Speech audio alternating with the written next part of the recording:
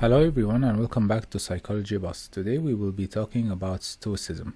So first of all, let's define what is Stoicism. So basically it's a philosophy that aims to make us more resilient, happier, more moral and wise, and so better individuals, parents and professionals. The beliefs and practices of the Stoics are based on mental fortitude and virtue. The beliefs and practices of the Stoics are based on the mental strength and virtue. They will assist you in asserting your willpower in the pursuit of your objectives.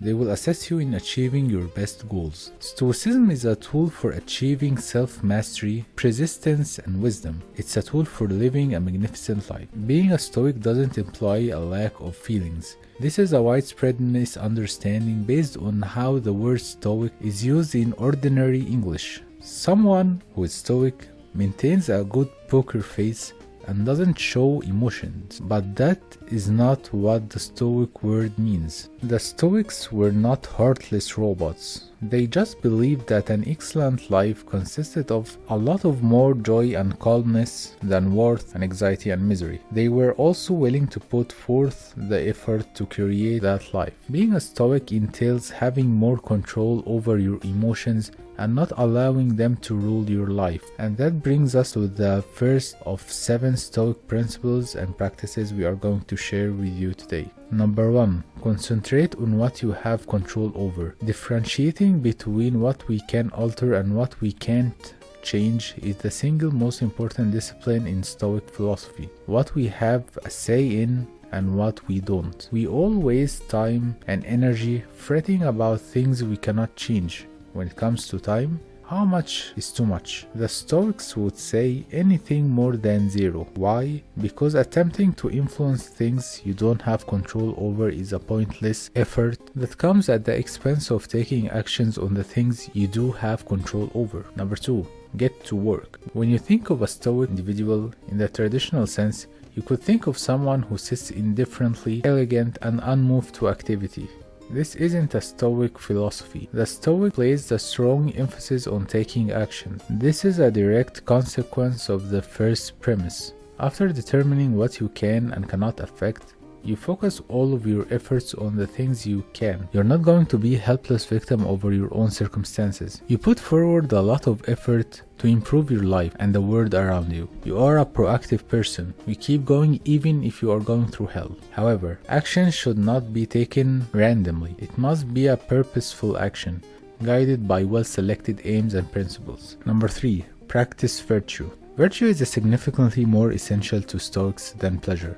A good life is characterized by virtue. In other words, the way to true happiness is a values-driven life of integrity, ethical behavior, and service, not a selfish pursuit of pleasure. Courage refers to more than just the kind of bravery shown in war or as a firefighter. It entails a willingness to confront tough and painful situations head-on, and awkward conversations, the loss of a career, or the death of a loved one are all possibilities. Number 4. Set a good example. People in your life will learn a lot more from watching you live than they will from any teaching you may give them. This is due not just to the fact that humans and most other animals learn by imitating others, but also to the fact that people become defensive when they are told what to do. When someone teaches me how to be a better person, it implies that I'm already a bad person. I become stubborn when I feel judged.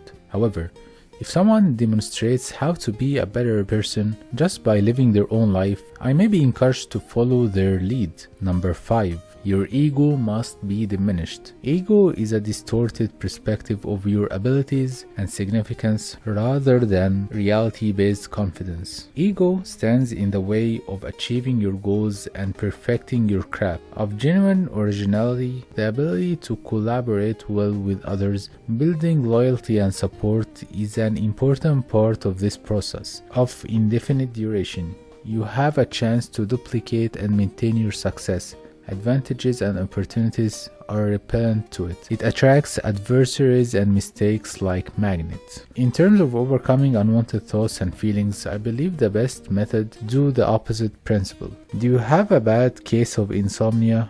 Work a little. Do you believe you owe something to your partner? Don't be stingy. Number 6. You have no right to anything. A practicing Stoic has goals they want to reach and works hard to achieving them, but they also recognize that they are not entitled to success. This is related to Stoicism's first principle. You have the option of selecting a target. You have complete control over the techniques you employ. However, because you cannot control all of the variables, you can't control the results. Number 7.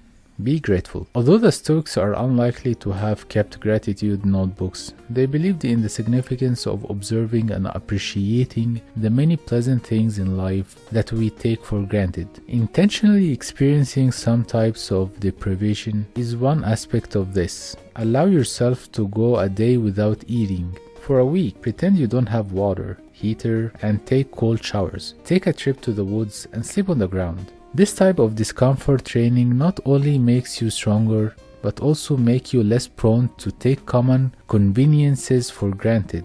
It also aids in the development of your virtue by building empathy for the millions of people who are forced to live in this manner daily. The takeaway: you most likely wish to be remembered as a person who set a good example and lived a moral life. In another way, you probably want to be known as a Stoic. Thank you for sticking till the end of the video. See you in the next video. Bye now.